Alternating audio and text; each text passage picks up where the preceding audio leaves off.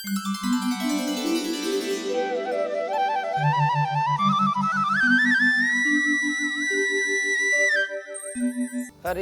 ओम।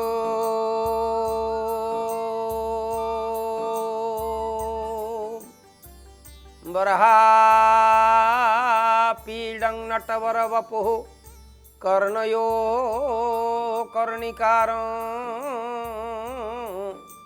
बिभ्रतवासः कनककपिशं वैजयन्तीं च मालां रन्ध्रान वेणुरधर सुधया पूरयन् गोपवृन्दे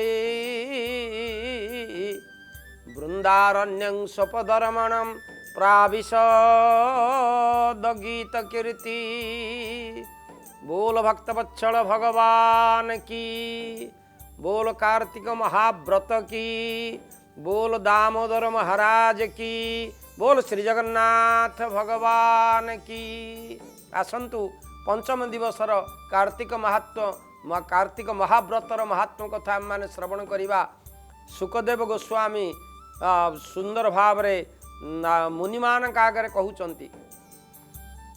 कलिर आगमन देखी गोविंद मुनिए आस्थान उपेक्षी गोविंद नैमिषा अरण्य मिलिले गोविंद सुकमुनि को से पूछिले गोविंद कार्तिक महात्म दुर्लभ गोविंद जे धर्म भाव रे सुलभ गोविंद कहती करुणा सागर गोविंद भो प्रिय शुण धर्म सार गोविंद पूर्वे जे पृथु चक्रवर्ती गोविंद सूर्य वंश रे उत्तपति गोविंद कृतयुगर महाराजा गोविंद सुखे पालिले जन प्रजा गोविंद नारद मुनि ग्रते गोविंद धर्म पूछई नित्य नित्य गोविंद। बोल भक्तवत्सल भगवान की। सुखदेव गोस्वामी मुनि मान को कहउचंती, हे मुनि ऋषि माने सत्य जुगरे भगवान कर जो दिव्य कथा थिला से कथा स्वयं भगवान निज श्री मुखरे सूचना दौचंती सत्यभामा माता को। सत्य जुगरे पृथु महाराजा एक प्रश्न पचारे नारद मुनि की, हे नारद महर्षि किभली भाव रे ए जगतरु उद्धार पाइबा पई हेले भगवान कर चरण रे प्रवेश करिबा पई हेले की व्रत करिबा पई पड़िबो। एमंत धर्म जहि सिद्धि गोविंद सुन से व्रत राज विधि गोविंद अमर सभा मध्य बसी गोविंद कार्तिक धर्म पर संसी गोविंद जहा कहिले विधि मोते गोविंद से कथा सुन एक चिते गोविंद।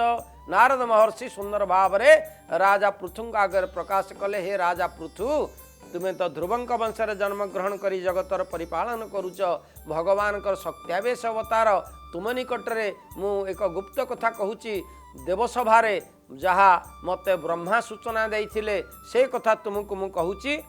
ब्रह्मा भगवान ठारू ए कथा कार्तिक व्रत महात्म कथा श्रवण करिबा परे मते एकांतरे देवसभा मध्य कहले, हे नारद शुण आश्विन शुक्ल एकादशी कार्तिक व्रत उपवासी व्रत करिबे जेउ जन संकल्प इछि सेहि दिन रजनी प्रात काल देखी सत्वरे शयन उपेक्षी ग्राम पान्ते नई रुते गमीम कर्माणि निमंते।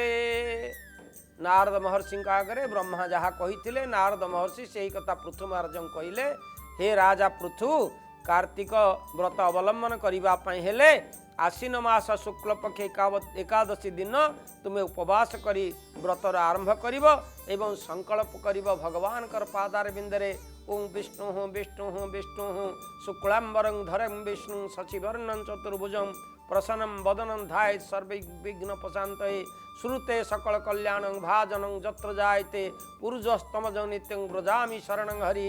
अद्य कार्तिक मासी व्रत पालने विनियोग एभली भाव ब्राह्मण द्वारा संकल्प करी ए कार्तिक व्रत आरंभ करिब। एवं किभली विधि से पालन करबा पई हबो नाभि प्रमाण जले पसी ए स्नान करिब मंत्र घोषी।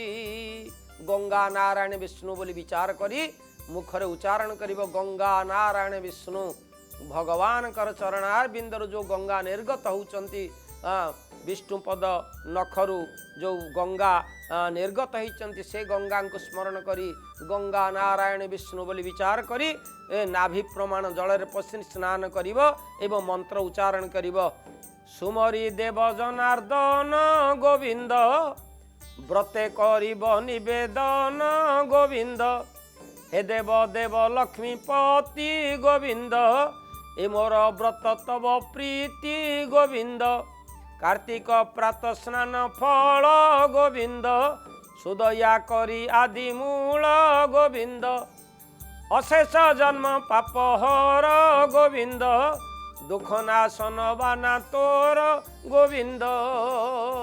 बोल भक्त वत्सल भगवान की बोल आनंद कंद भगवान की। ए भली भाव रे भगवान को स्तुति करी जल रे स्नान करी एवं स्नान करी सारिबा परे जो जो कृतिमान करिबा पई हबो जो जो कार्य करिबा पई हबो से कथा को सुंदर भाव रे नारद महर्षि सूचना दौचंते पृथु महाराज को जहाँ से श्रवण करथिले।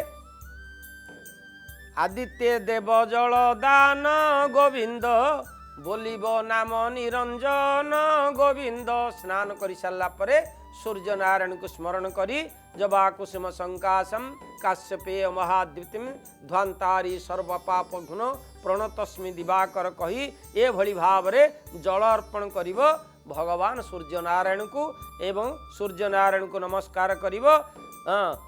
एमंत बोली स्तुति भणी गोविंद स्नान फल लभे पुणी गोविंद। पुष्करिणी रे पंचगुण गोविंद नदी रे 10 परिमाण गोविंद। पुष्करिणी रे स्नान कले 5 गुण पुण्य लाभ हब एवं नदी रे स्नान कले 10 गुण पुण्य लाभ हब। कारण चलंता जल रे स्नान करबा होची विधि। तीर्थे जे स्नान करे जाई लक्षे गुणर फल पाई तीर्थमान करे। जदि कार्तिक व्रत तीर्थमान कर अवलंबन करिब पालन करिब ताले 1 लक्ष कोटि गुण फल प्राप्त हब। एमंते स्नान फल आदि गोविंद कहिबा वस्त्र वर्ण विधि गोविंद। कि प्रकार लुगा पिंधिब स्नान करि सारिबा परे सूर्य नारायण को जल दान करि सारी एवं तापरे निजर वस्त्र कि प्रकार धारण करिब से कथा सुंदर भाव वर्णना कराई। प्रत्येक कार्तिक व्रत अवलंबन करिबा लोक ए कथा को सुंदर भाव रे बुझिबा दरकार कि भली वस्त्र पिंधिबा पे हबो।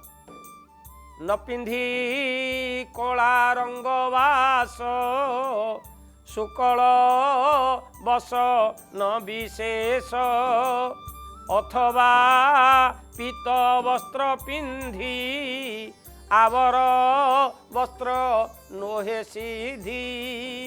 2 प्रकार वस्त्र पिंधिबा कथा कार्तिक मासरे सूचना देले। गोटे हूँ धला वस्त्र किंबा हरिद्रा वर्णर पीत वर्णर वस्त्र।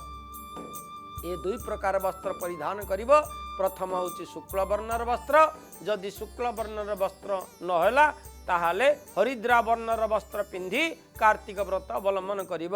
एवं एतक करि सारला परे तहु देवालय जीव जे देशे थिब जेउ देव विशेष हरि हर आल एबेनी देवंकर मूल देवता करी दर्शन निवेशी पूजा द्रव्यमान।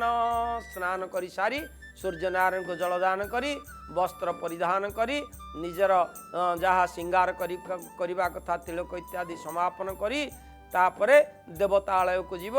प्रथम है विष्णु मंदिर जदि विष्णु मंदिर नहीं ताहले शिव मंदिर को गले चलिबो किंतु विष्णु आ शिव मंदिर छाड़ी अन्य मंदिर रे कार्तिक व्रत अवलंबन करिबा पई हबो नाही। एवं समस्त पूजा द्रव्य गंध पुष्प धूप दीप इत्यादि नहीं ए कथा जीव एतक शुणिला परे पृथु महाराजा पचारे कहले हे नारद महर्षि कौ कौ पुष्प विष्णुंकर प्रिय से संपर्क में मत टिके सूचना दियो जदि विष्णु मंदिर ना शिवंक मंदिर को जीवा शिवंक मंदिर रे कौन कौन नहीं कि पूजा कले भगवान शंकर संतोष हेबे कि प्रकार पुष्प दरकार कि प्रकार नैवेद्य दरकार किभली भाव रे मंदिर भितर प्रवेश करने हम से कथा मत सूचना दियो बोली पृथु महाराजा नारद महर्षि कहले नारद महर्षि सूचना देले कार्तिक मासे कनियर पूजा करिब गदाधर कनियर फूल होची भगवान अति प्रिय कारण श्रीमद भागवत कर्ण यो कर्णिकारम भगवान कनियर फूल कान खोसुले वृंदावन रे तेणु कनियर फूल रे गदाधर भगवान को पूजा करने द्वारा प्रभु अत्यंत संतुष्ट हुंती तापरे अरख दुदुरा गईस गोविंद मल्लिका आदि पंच पुष्प गोविंद विष्णु न समर्पिब एहा गोविंद शिव अयोग्य पुण जहा गोविंद अरख दुदुरा गयस मल्लिका ये 5 प्रकार फूल भगवान विष्णु को समर्पण करने को हब नाही एवं शिव नारायण को कौ फूल अर्पण कर कौ फूल अर्पण करिब नाही से संपर्क में नारद महर्षि कहले हे पृथु महाराजा जबा उत्पल कुंद जुई गोविंद सेवती शिवंकु न देई गोविंद उत्पल कुंद जुई सेवती ए फूल शिव को अर्पण करिब नाही या परे तुलसी गणेश को जदि गणेश पाखरे तुम अर्पण करुच तुलसी गणेश न पूजी दुर्गा को दुर्वा दल वर्जी गणेश को तुलसी अर्पण करिब नाही दुर्गा को दुर्वादल अर्थार्थ दुब अर्पण करिब नाही तापरे किभली भाव रे पूजा विधि करिबा पई हबो से कथा सूचना देले नारद महर्षि पृथु महाराजा ए भली भाव रे पुष्प अर्पण करी भगवान कर नाम बसिकरी जप करिब हरे कृष्ण कृष्ण कृष्ण हरे हरे हरे राम राम राम हरे हरे ए भली भाव रे भगवान अनकर नाम जप करिब जपिब नारायण नाम बांछा करिब फल काम भगवान कर नाम जप करी बांछा करिब तमर लक्ष्य कामना करिब लक्ष्य कामना कला बेले टिके सतर्क भाव रे लक्ष्य कामना करिबा दरकार कारण निष्काम भाव रे भगवान को पूजा करिबा होची प्रथम विधि आ जदि निष्काम भाव नाही भगवान के निकट रे सकाम पूजा भगवान ताहा ग्रहण करंती नाही तेणु निष्काम भाव रे मन वचन कर्म रे जे मोते भजई निष्काम कर्म करीण शरण पसई ताहृद कमल हुए मोहर निवास से हुई मोर प्रभु मुहि तार दास भगवान को निष्काम भाव रे कौन प्रकार फल आशा न रखी भगवान का पद प्राप्त पाई भगवान कर प्रीति उद्देश्य रे पूजा करी भगवान कर कथा करिब तेणु ए पद्म पुराण उकत गोविंद उत्तरखंड सारा सत्व गोविंद श्रीकृष्ण सत्या सन्निधाने गोविंद कहंती कार्तिक वर्णने गोविंद नमई महादेव दास गोविंद करुणाकर पितवास गोविंद इति श्री पद्म पुराण उत्तरखंडे कार्तिक महात्म व्रत संकल्प नाम 5म अध्याय आसंता काली आमे माने 6ठ अध्यायर दिव्य विषय वस्तु श्रवण करिबा आसंतु से पर्यंत आमे माने अपेक्षा करिबा हरि ही ओम शांति ही शांति ही शांति ही।